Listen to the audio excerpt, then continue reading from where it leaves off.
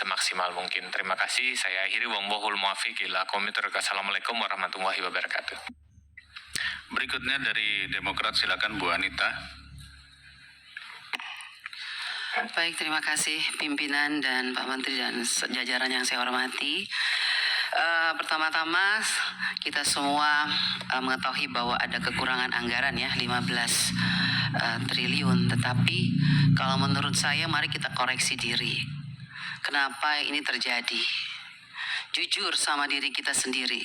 Anggaran yang sudah diberikan begitu banyak tahun 2024 apakah sudah digunakan dengan baik atau tidak? Jangan kalau dikurangin kita sedih, tapi waktu dikasih banyak kita tidak menggunakannya dengan baik. Kenapa saya mengatakan tidak melakukannya dengan baik? Karena sampai hari ini Pak Menteri berulang kali saya katakan bahwa masih banyak persoalan terhadap realisasi anggaran dan penyerapan anggaran APBN itu ke daerah. Baik transfer daerah, itu banyak persoalan. Mau masalah guru, sampai sekarang guru P3K yang sudah lolos P3K sampai sekarang belum dikasih SK. Provinsi NTT belum, mereka belum terima SK. Kedua, guru-guru daerah terpencil masih banyak yang belum terima juga tunjangannya. Ketiga, banyak bangunan-bangunan sekolah yang masih terbengkalai padahal dari 2021 anggarannya.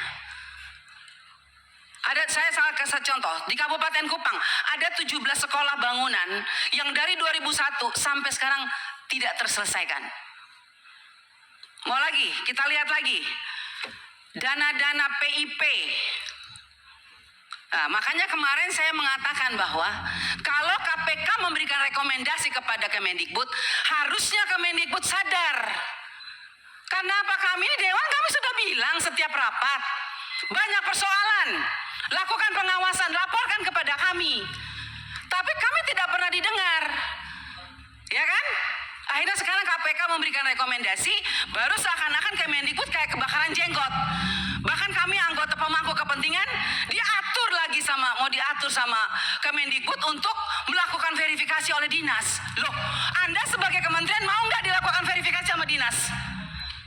Jangan suruh dinas, jangan suruh apa yang kita usulkan harus dilakukan verifikasi oleh dinas.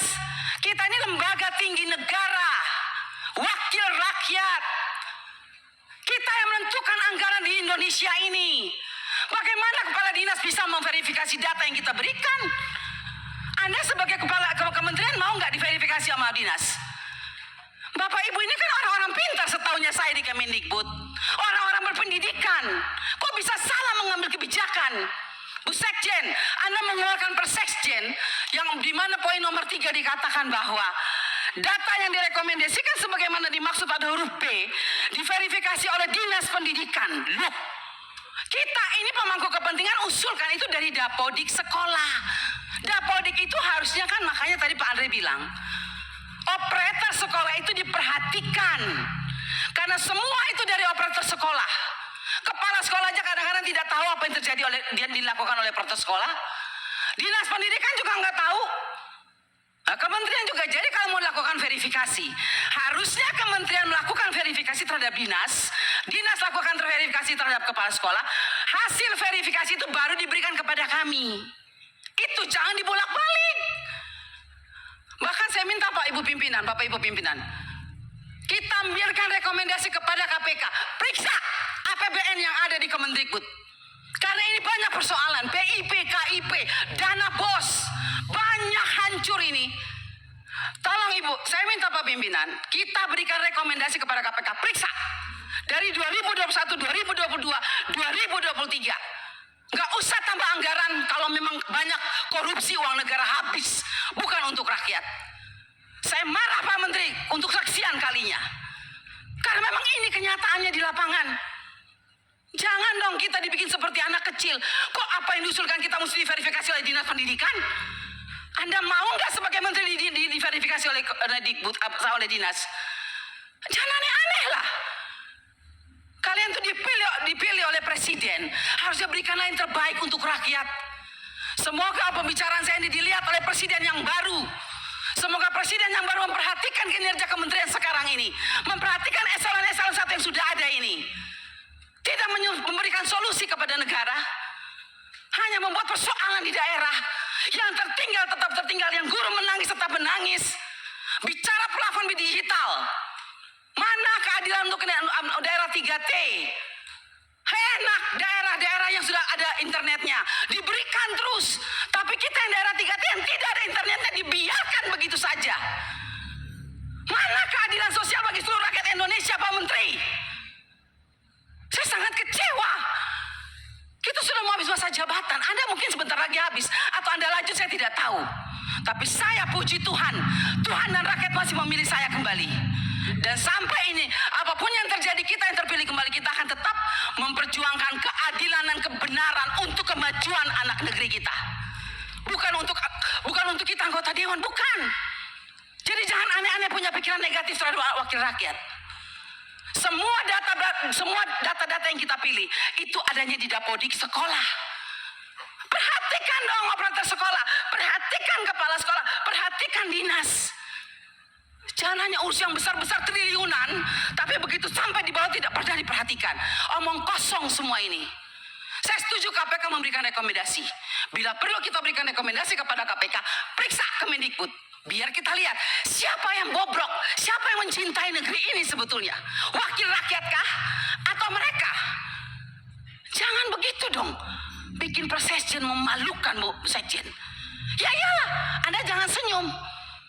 Anda membuat persejen, tidak berpikir, masa kita diverifikasi oleh dinas? Mending kalau kepala dinasnya bersih. Kalau kepala dinasnya justru yang mencuri uang PIP, bagaimana Ibu? Saya mau tanya sekarang, jawab. Apa Anda pikir semua kepala dinas bersih? Oh tidak. Mari kita buktikan. Mau kita turun, kita buktikan, kita tanya jangan sama kepala dinas. Tanya sama penerima PIP. Itu baru bisa jawab jawabannya. Kalau Anda hanya turun hanya di dinas, semua jawabannya bagus. Tapi coba turun ke rakyat. Turun ke penerima orang tua. Kalau nggak lihat itu orang tua punya air mata. Omong kosong. Nama ada, SK ada, uang nol. Sampai hari ini. Baik. Jadi kalau kita mau bicara soal anggaran, Pak, jangan ditambah. Tuhan juga tidak ingin semua uang negara ini hilang. Saya yakin dan percaya sampai ini anggaran turun. Karena Tuhan itu lihat air mata orang miskin. Jadi kalau anggaran turun jangan marah. Mungkin inilah kehendak Tuhan supaya kita koreksi diri. Stop dan bertobat. Kalau mau lihat bangsa ini baik dan lebih maju. Terima kasih pimpinan. Baik, terima kasih. Saya tidak akan bertanya karena sudah diwakili oleh Ibu Anita. Saya lanjut kepada